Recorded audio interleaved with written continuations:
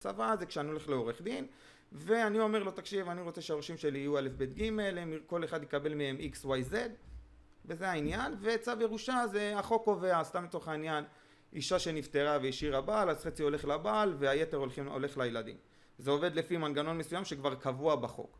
עכשיו לצורך העניין, אם אני יודע, מגיע אליי לקוח ואומר לי, תקשיב, אחד מההורים שלי הוא כבר על ערש דווי. אני שואל את אותו לקוח, יש לו נכסים? הוא אומר לי כן, אני אומר לו, תקשיב, צריך לעשות צוואה. למה צריך לעשות צוואה? כי אם יכניסו אותו לירושה, או שיתקבל צו ירושה בעניינו, הוא לא יוכל להסתלק מן הירושה.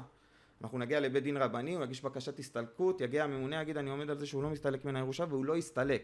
זאת אומרת, החלק שלו באותה ירושה ילך לקופת הנשייה. עכשיו אני אגיד לך יותר מזה. מה קורה עם חייב שכבר קיבל הפטר ואז קיבל ירושה? מה קורה באמת? בדרך כלל בית משפט, עם צו ההפטר, קובע שבשלוש שנים הקרובות, בשנתיים הקרובות, נכסים שיוקנו לאותו חייב שיצא להפטר, יוקנו לקופת הנשייה.